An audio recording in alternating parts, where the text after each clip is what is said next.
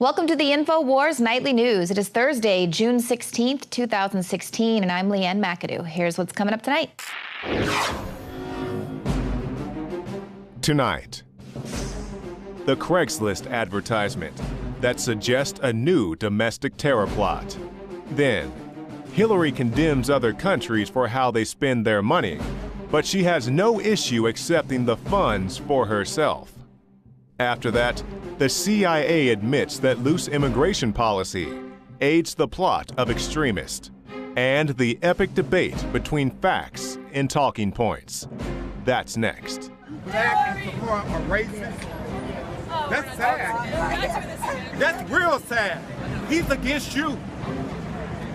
Why will you support a racist? He's going to send you back to Africa. That's what he said. He said send Mexicans back to Mexico. You are a disgrace to America for being a young black man supporting a racist.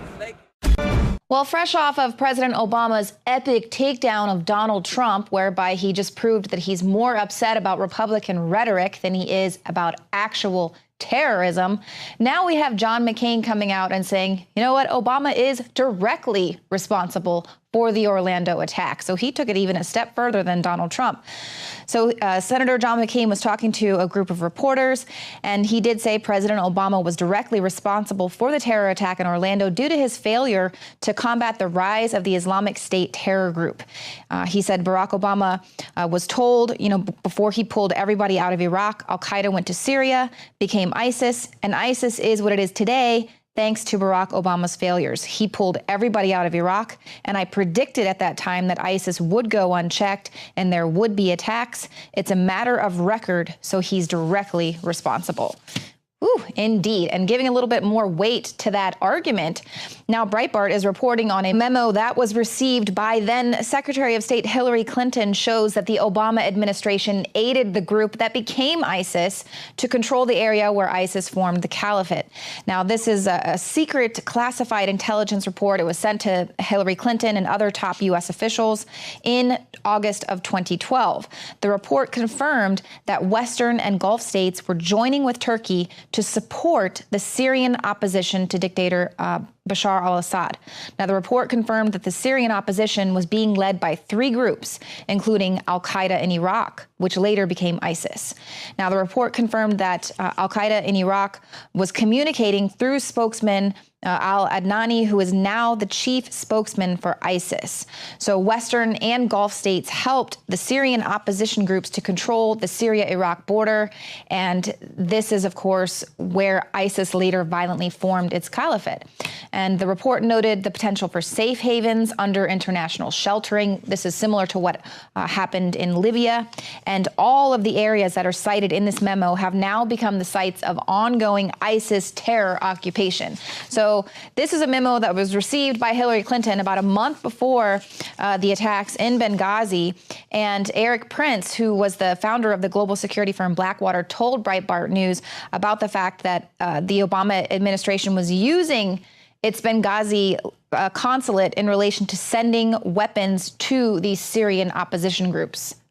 And I know we've reported on that as well. And so, of course, 1 month later, that consulate was attacked after Hillary Clinton received the documents.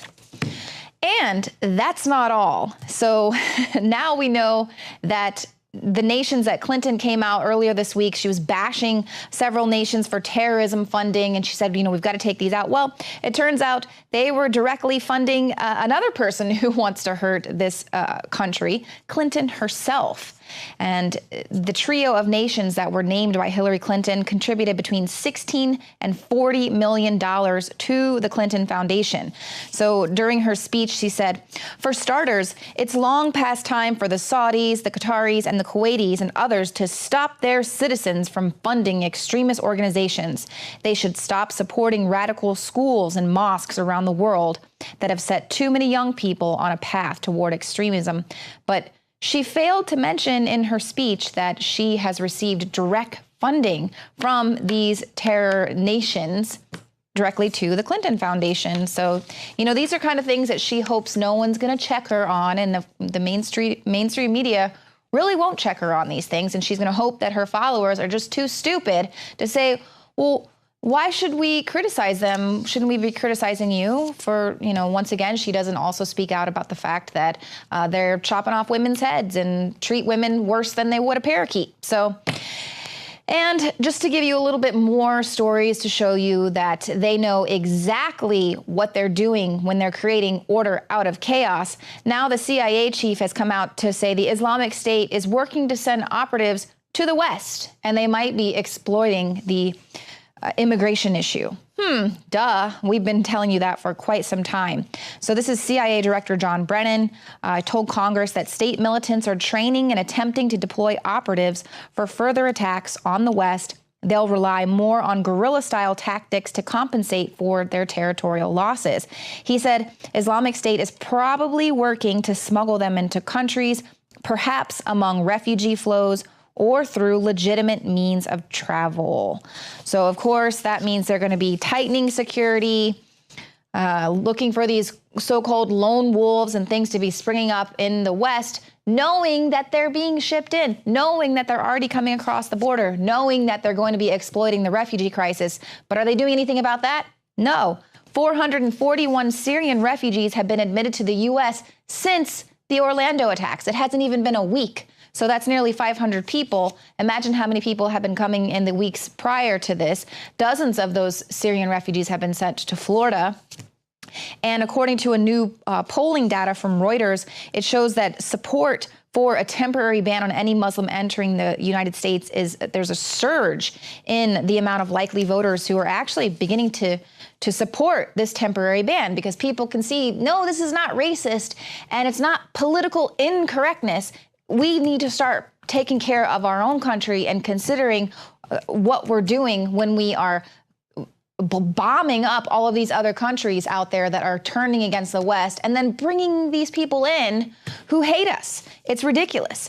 And you would think that they would do that, but that's really not the plan. The plan is to turn this country into a police state. It's to allow them to bring all of these people into our country and terrorize us so that we all ask to be protected. Because as we're going to see, they're going to be ramping up the amount of TSA presence as well as security that you're going to be seeing all throughout the summer after these attacks at concerts, football games, baseball games, any kind of sports games that you're heading to, travelers. You're going to be seeing a ramp up in security screening as well, because they're really concerned about homegrown violent extremists. And that was a narrative they really pushed out with this most recent attack, that this guy was a U.S. citizen. He was born in New York. So this is homegrown terrorism. He's a lone wolf, when we already well documented how his ideologies were imported by his father and by getting radicalized online. As well, he traveled to Saudi Arabia several times. So this was an imported ideology, but we're going to be seeing a lot more of that happening in the future. But they're going to police all of us because of political correctness. And they're really talking about the fact that this environment, even with where we can clearly see what's happening, they're particularly concerned about homegrown violent extremists, including and really concerning right-wing extremists. So what do they want to do? Tell us to give up our guns. This is Jay Johnson. Matt Drudge tweeted out earlier. He said, you know what? Give up your guns first, buddy. But that's their plan. They can see, like, look everywhere. There's terror all around you. It's not safe, but we'll protect you. So give up your guns. We will put the police and the TSA everywhere you go. We'll take care of it. We'll protect you. You don't need to protect yourself. And we're really seeing a doubling. It's like insanity.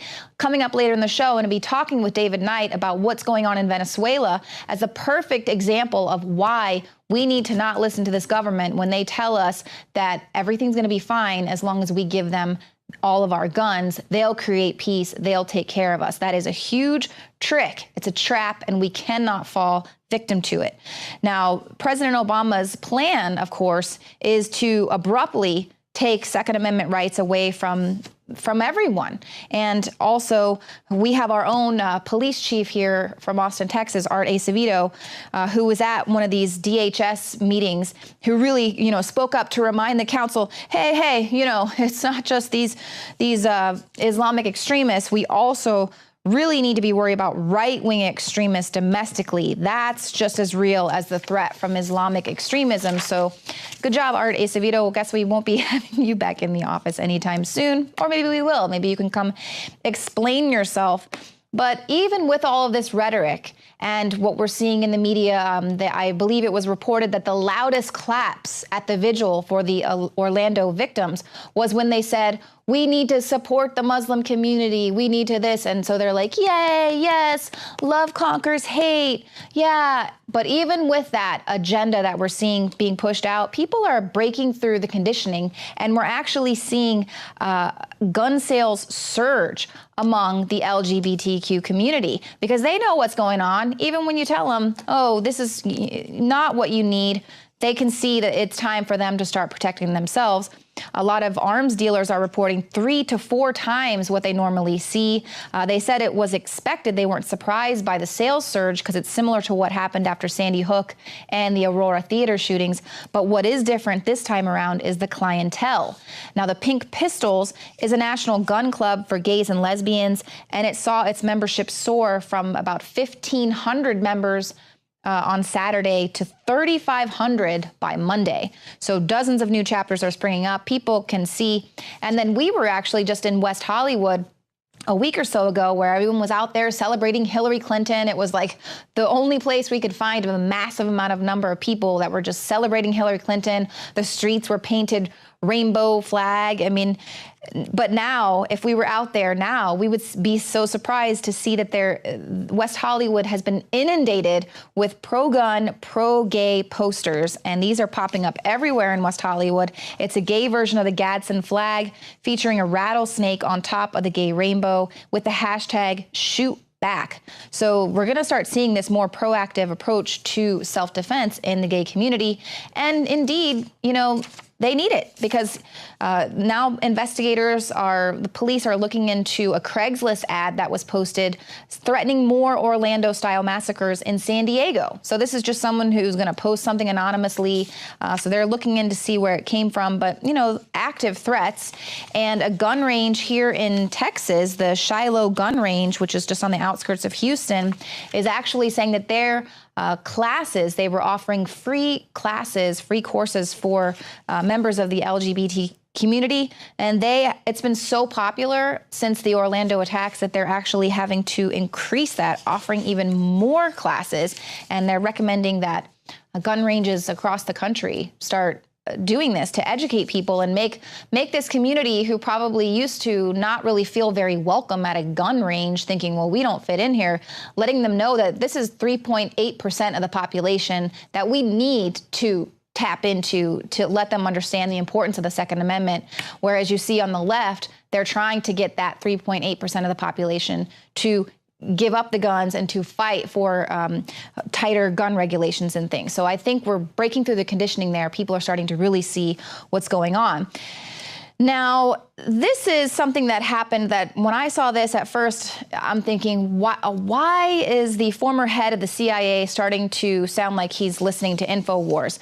Because he's talking about the fact that political correctness is hampering the anti-terror strategy. So this is former director of the CIA and the NSA, General Michael Hayden. He was appearing on CNN, and he warned that political correctness has become a significant hindrance when it comes to countering the threats of Muslim extremism. We've said that as well. He went on to point out how in Fort Hood, the Army knew that Nidal Hassan had become extremist, but they whitewashed all of his reports to make it sound as though it was a good thing that he had all this knowledge because they didn't want to be called bigots. They didn't want to have to deal with someone's religious freedom there. But then you kind of see where he's going with this. It's not about taking away the political correctness. It's almost countering that. Well, we don't care if we offend you at all. It's free speech. We're going to offend everybody. But now it's constitutional correctness. Now they're just going to say, hey, you know what? We're not going to be politically correct. We have to look for terrorists. And don't forget, anyone can be labeled a terrorist and put on this terrorist no-fly list. And you won't even know how to get your name taken off of there. But Jake Tapper is asking him, do you want to just go right into their Facebook account? Do you want to get access to their emails, to their phone, to all of this? And then he goes on to say, well, there was a national outcry that the National Counterterrorism Center had too many people on the no-fly list. But then by Christmas night, the complaint was that there weren't